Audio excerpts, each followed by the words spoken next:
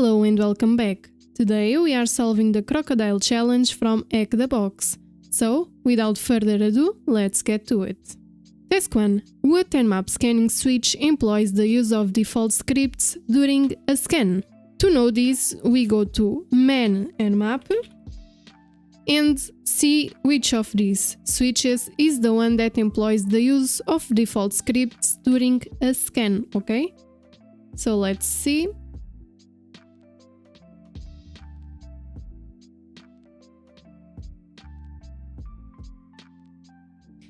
Okay, here we have equivalent to script equal default.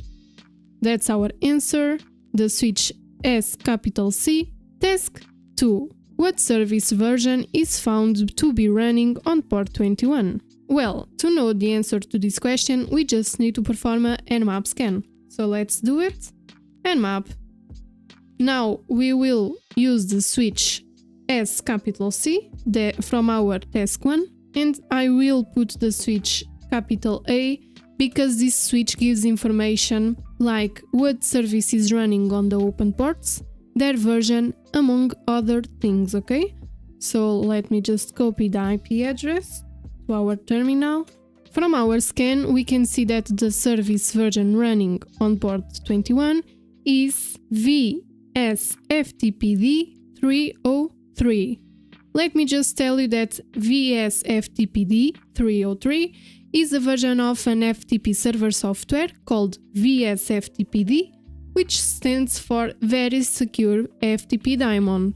We can also see that we can perform an FTP login anonymously, as you can see here. So let's try it. To do that, we just need to use the command FTP and the IP address.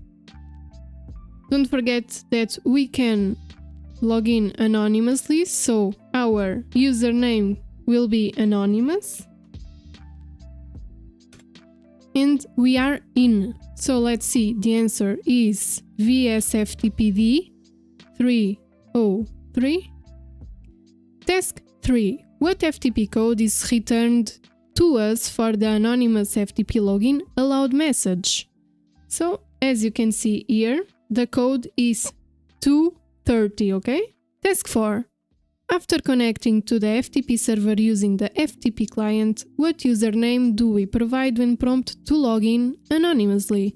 The username is anonymous. Task 5. After connecting to the FTP server anonymously, what command can we use to download the files we find on the FTP server? To answer this question, I use the FTP manual, and the answer is get. You can see this by entering on your terminal man FTP, and you just need to search and you will find the answer here, okay? So the answer is get. Now, we know how to download files, but we don't know what files exist. So let's list everything in our current directory by using the command l&s. That stands for list, l&s. And here we have two files. One is a user's list, and the other one is the user's password. Now that we know this, we can download the files using the command get. But let me just tell you that when downloading the files, if you do not specify the path to where the file can be downloaded, then the file will be downloaded to your home directory. Now, if you don't want to specify the path and you don't mind that the files go to your home directory, then you just need to insert the command get, like so, and the name of the file that you want to download. However, if you prefer files to be saved in a different directory like documents or downloads, you can use the lcd command. This command changes the local working directory to your desired location. After you write lcd, you can provide the path to the directory where you want the files to be downloaded. Let me just open a new tab, and I want my files to be downloaded to my Crocodile directory inside of HTTP. I will print the working directory. I will copy this path and I will paste it here, okay? And as you can see, my local directory now is this one, okay? Now we can download the files using the command get and the name of the files. Let me just list it first. Okay, so get and the name of the file. And then we are going to do the same to the other one. Get, you click enter. Now, if you go to the directory to where you downloaded the files and list everything, you will see that the files are there. I downloaded my files to the Crocodile directory, so I will list and you will see that I have those files inside of my Crocodile directory. Now let's open them and see what's inside. Let's open this first, and we have here some usernames. Now let's open the other one. And we have here passwords, okay? So let's move on. Task 6. What is one of the higher privilege sounding usernames in allowed.user list that we downloaded from the FTP server? So from this list, what is the higher privilege sounding username? The answer is admin. If you search on Google, you will see that root and admin are the ones with higher privilege, but since we just have the username admin in our list, admin is the one you go for. Admin. Task 7. What version of Apache HTTP server is running on the target host? So, if you go back up to our Nmap scan, you can see that the version of Apache HTTP server is Apache HTTPD 2.4.41. Now, this port could be hosting a website, so let's verify by inserting the IP into the search bar, okay? So let's do it. We insert here our IP address. Let me copy. And here we have a website. If you couldn't access the website, you can add its IP address to your host's file. Let me show you how.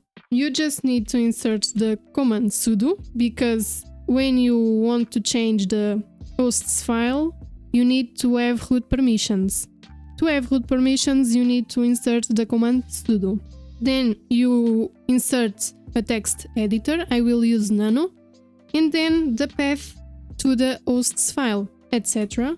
And then the host's file. Hosts. You click enter, you enter your password, and here you have it. To add the IP address, you will just need to copy the IP here and once again here.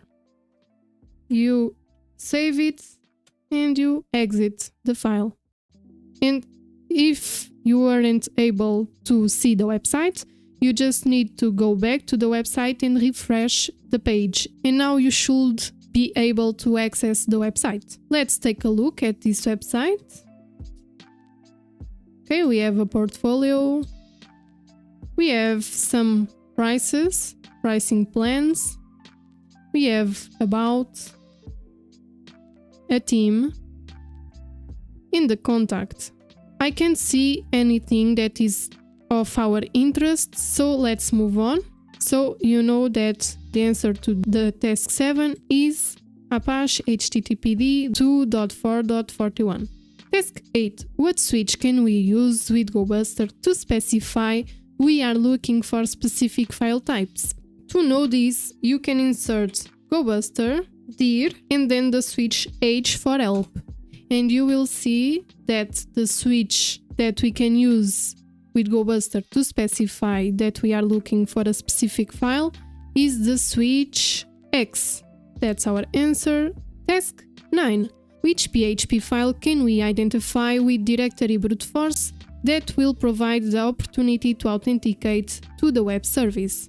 To answer this question, we need to perform a directory brute force attack, and we will use the switch X to specify that we want a PHP file.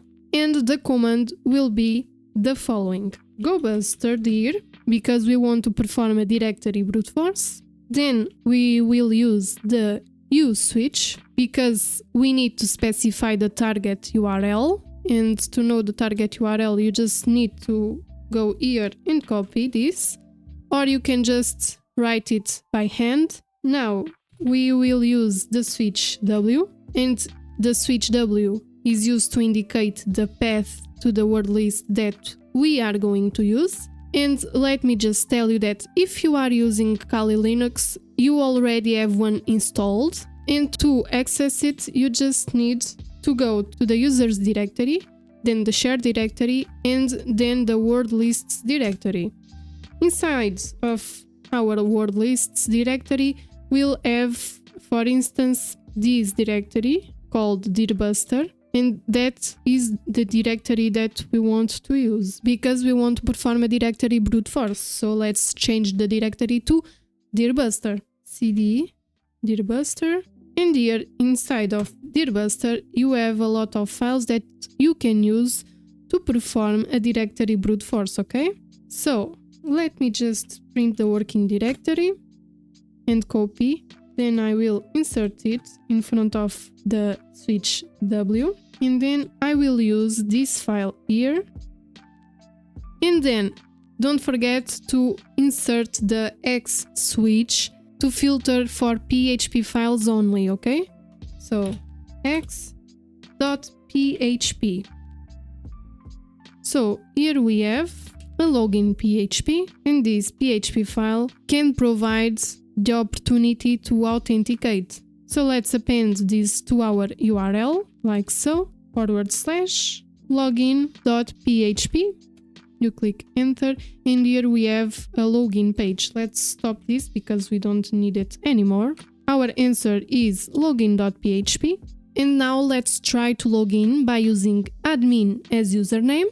So let's insert it. And let's try the passwords that we downloaded.